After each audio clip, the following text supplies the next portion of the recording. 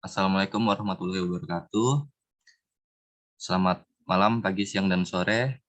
Kami dari mahasiswa Universitas Mula Warman, Fakultas Teknik jurusan Teknik Sipil, dalam mata kuliah hidrolika. Jadi kami perwakilan dari kelompok 12 hidrolika yang beranggotakan saya sendiri, Abhabai Febianto, Muhammad Iqbal, Theodorus, Muhammad Fahrun, dan Muhammad Akbar. Jadi dalam video ini kami akan mempresentasikan hasil kerja kelompok kami yang membahas tentang materi aliran melalui lubang dan peluap.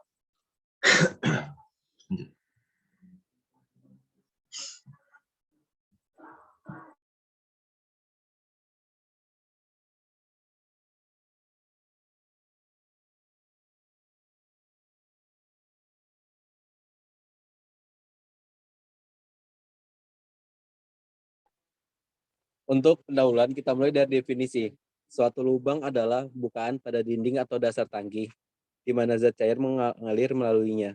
Biasanya lubang ini digunakan untuk mengukur debit aliran. Lubang tersebut bisa berbentuk segi empat, segitiga, ataupun lingkaran.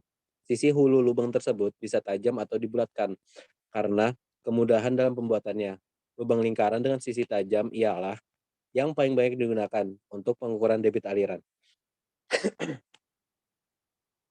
Kedalaman zat cair di sebelah hulu diukur dari sumbu lubang tersebut dengan tinggi energi. Apabila tinggi energi konstan, maka aliran adalah steady. Sedang jika tinggi energi berubah, maka aliran adalah unsteady. Ini adalah gambar dari lubang dan peluap. Selanjutnya, koefisien aliran. Pada aliran zat cair melalui lubang terjadi kehilangan tenaga sehingga beberapa parameter aliran akan lebih kecil dibanding pada aliran zat cair ideal. Berkurangnya parameter aliran tersebut ditunjukkan oleh beberapa koefisien, yaitu koefisien kontraksi, koefisien kecepatan, dan koefisien debit. Kemudian, koefisien kontraksi atau kalau dilambangkan itu CC ya, C besar dan C kecil, didefinisikan sebagai perbandingan antara luas tampang aliran pada vena kontrakta dan luas lubang yang sama dengan tampang aliran zat cair ideal. Itu ada simbolnya ya di layar. Kemudian koefisien kontraksi tergantung pada tinggi energi bentuk dan ukuran lubang, dan nilai ratanya adalah sekitar CC sama dengan 0,64. Kemudian koefisien kecepatan. Koefisien kecepatan ini dinamakan dengan C besar dan V kecil. Itu definisinya perbandingan antara kecepatan nyata aliran pada vena kontrakta dan kecepatan teoris. Ada rumusnya juga, sudah terlampirkan di PowerPoint ya. Nilai koefisien kecepatan tergantung pada bentuk dari sisi lubang tajam atau dibulatkan, dan tinggi energi. Nilai rata dari koefisien kecepatan adalah 0,97. Kemudian ada juga koefisien debit. Koefisien debit ini dilambangkan dengan C besar dan D kecil, perbandingan antara debit nyata dan debit teoris. Ada rumusnya juga di situ. Nilai koefisien debit tergantung pada nilai CC dan CV yang nilai ratanya adalah 0,62. Selanjutnya akan dibacakan oleh Theodorus.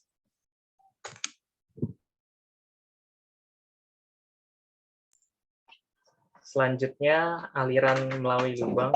Yang pertama adalah aliran melalui lubang kecil, yang dimana pusat lubang terletak pada jarak H dari muka air. Adapun rumusnya adalah yang pertama kecepatan teoritis, yang V sama dengan akar 2 dikali GH. Berikutnya ada rumus kecepatan nyata, VC sama dengan CV akar 2 GH. Terakhir ada rumus debit aliran, I sama dengan CD dikalikan A akar 2 GH.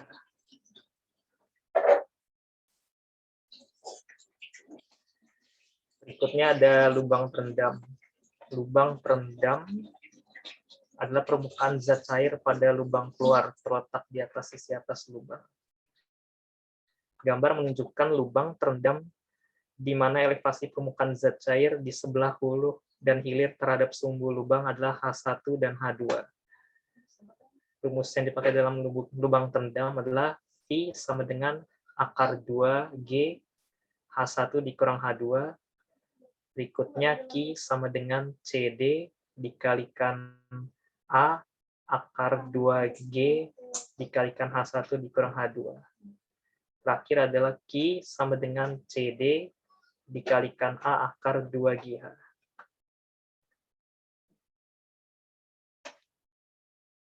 Berikutnya ada lubang besar. Dipandang lubang besar bersegi 4 dengan lebar B dan tinggi D yang melewatkan debit aliran secara bebas ke udara luar. Rumusnya adalah Q sama dengan 2/3 dikali CD dikalikan B akar 2G H2 pangkat 3/2 dikurang H1 pangkat 3/2. Berikutnya adalah ada Q sama dengan 2/3 dikalikan CD dikalikan B akar 2G dalam kurung H2 tambah I0 pangkat 2 per 2G pangkat 3/2 dikurang H1 ditambah I0 pangkat 2 per 2G pangkat 3/2.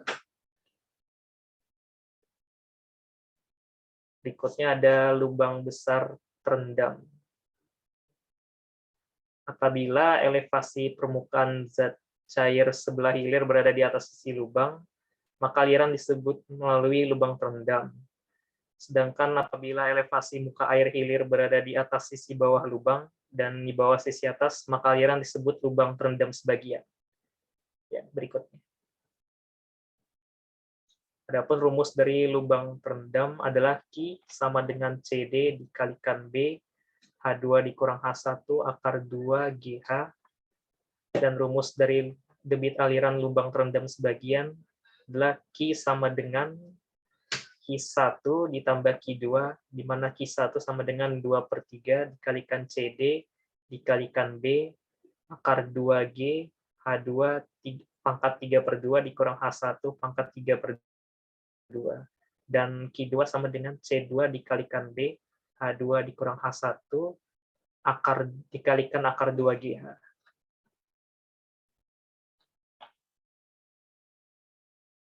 Berikutnya ini dibacakan oleh Muhammad Fahrun.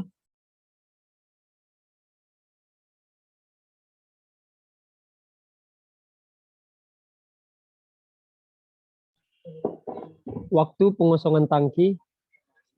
Untuk waktu yang diperlukan untuk mengubah tinggi permukaan air dan H1 menjadi H2, adapun rumus sebagai berikut.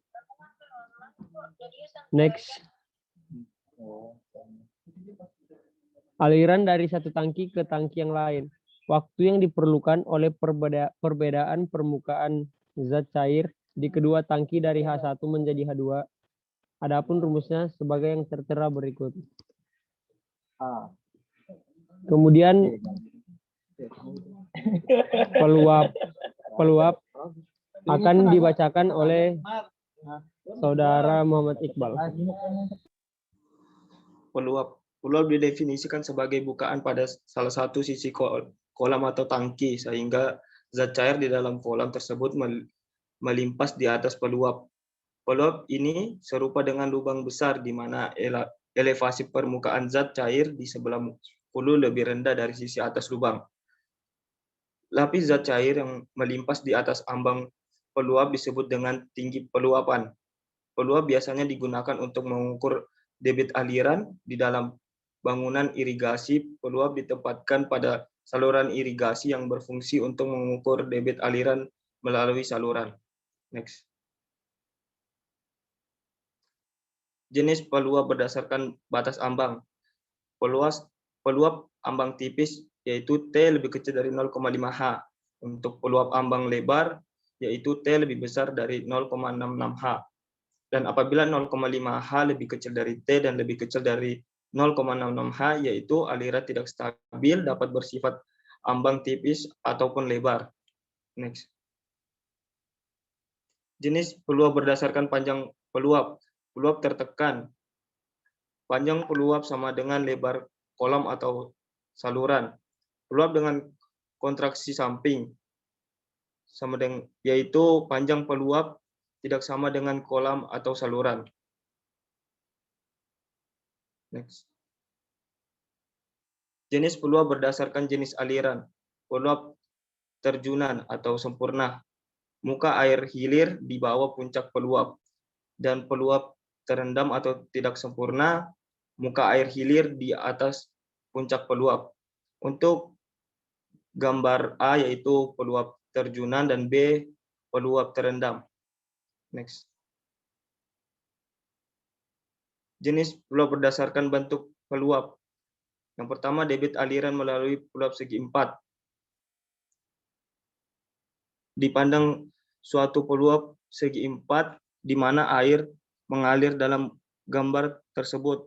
H adalah tinggi peluapan, B adalah lebar peluap, dan CD adalah koefisiensi debit. Dipandang suatu pias horizontal air setebal dB pada kedalaman H dari muka air. Debit melalui peluap segitiga.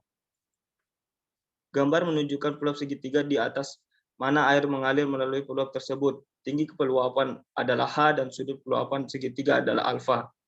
Dan debit aliran melalui peluapan trapesium. Peluap trapesium merupakan gabungan dari peluap segi empat dan dua peluap segitiga. Dengan demikian, debit aliran melalui peluap ETR adalah jumlah debit dari debit melalui peluap segi empat dan peluap segitiga. Next. Ya, mungkin itu saja. Ya, inilah presentasi dari kelompok 12 dari kami. Mohon maaf bila banyak kekurangan dalam presentasi kali ini. Untuk itu saya ucapkan terima kasih dan juga terima kasih karena telah menonton video kami. Assalamualaikum warahmatullahi wabarakatuh.